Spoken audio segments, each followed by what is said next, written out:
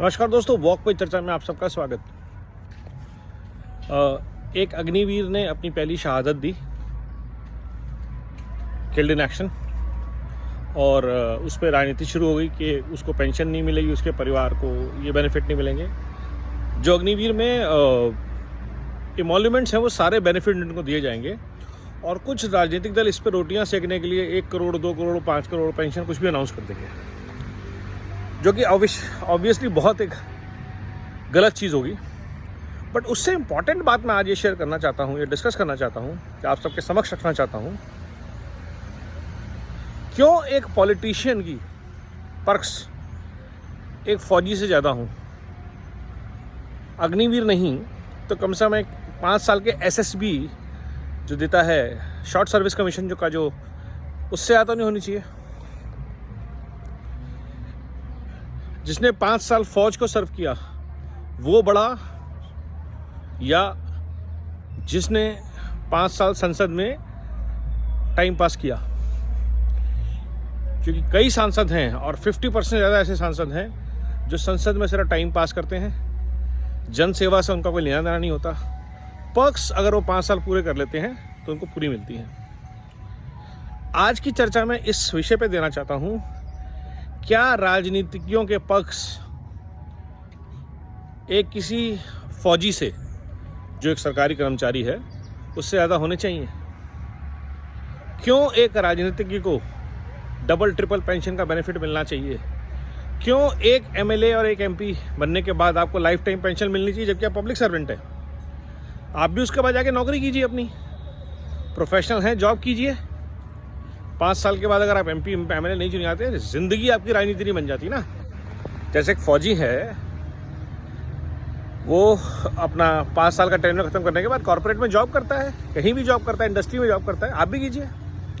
राजनीति को लोगों को 5 साल के बाद जिंदगी को बनाना होता है अपनी। क्या ऐसा मिलता है भ्रष्टाचार के पैसे और रिश्वत के अलावा?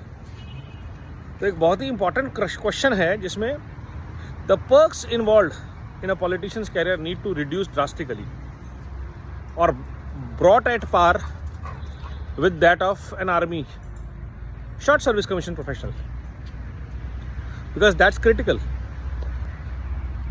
राजनीति में प्रवेश भ्रष्टाचार का द्वार है, और इसीलिए हर परिवार उस विरासत को आगे बढ़ाना चाहता है। बेटा नहीं तो बेटी, बेटी नहीं तो बहू, दामाद, पोता, पोती, कुछ भी चलेगा, लेकिन परिवारवाद, लिप्त भ्रष्टाचार जो है, उसकी परंपरा टूटनी नहीं चाहिए। और ये परंपरा टूटेगी कैसे? अगर आप उससे जुड़े पर्क्स, बंगले, बेनिफिट सब खत्म कर देंगे। क्यों एक 5 साल के MP को बंगला चाहिए लाइफ टाइम, पर्क्स चाहिए, पेंशन चाहिए लाइफ टाइम, आने जाने के लिए ट्रेन की यात्राएं और फ्लाइट के टिकट हर साल मुफ्त मिलने चाहिए? क्या एक फौजी को मिलते हैं? अगर फौजी को मिलते हैं तो बिल्कुल ठीक है, क्योंकि मेरा बड़ा क्लियर मानना है, SSC से क्वालिफाइड एक ऑफिसर जो अपनी लाइफ के 5 साल देता है आर्म फोर्सेस को, उससे ज़्यादा कोई भी MP MLA भारत की सेवा नहीं कर सकता पहले 5 साल में। तो ये क्लैरिटी अगर हमारे पास थॉट प्रोसेस में है, तो हम राजनीतिक भ्रष्टाचार, परिवारवाद से जुड़े भ्रष्टाचार पे लगाम लगा सकते हैं। ज़रूरी है इस थॉट को इवॉल्व करना, इसलिए मैं आज शेयर कर रहा हूँ। और धन्यवाद राहुल गांधी जी, आपने एक बहुत अच्छा विचार रखा कि अग्निवीर के परिवार को पेंशन क्यों नहीं मिलनी चाहिए। मेरा सवाल दूसरा है, पॉलिटिशियंस को पेंशन क्यों मिलनी चाहिए? 5 साल से कम, 5 साल कुछ भी सर्व कर रहे हैं, आपको पॉलिटिशियन को पेंशन नहीं मिलनी चाहिए, और एक पेंशन से ज़्यादा तो बिल्कुल नहीं मिलनी चाहिए। एक पॉलिटिशियन अगर MP MLA ब्लॉक प्रमुख, सरपंच सब रह चुका है, तो 4-4 पेंशन खाने का हकदार है। क्या ये सच है?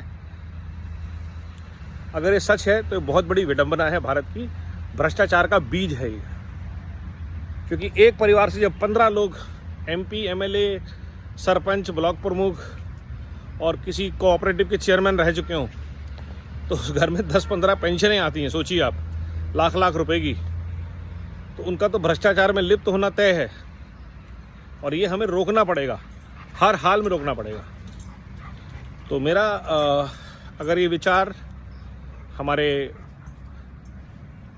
मंत्रियों तक पहुँचे, संसद समिति तक पहुँचे, तो इस पर विचार होना चाहिए कि एक एसएससी ऑफिसर से ज़्यादा किसी भी पॉलिटिशियन के, एमपी के, एमएलए के परख नहीं होने चाहिए। कोई बंगला नहीं चाहिए, कोई गाड़ी चाहिए। 5 साल आपने देश की सेवा कर ली, अब जाके आप जॉब कीजिए। और शायद इसलिए इजराइल आज एक मजबूत देश है।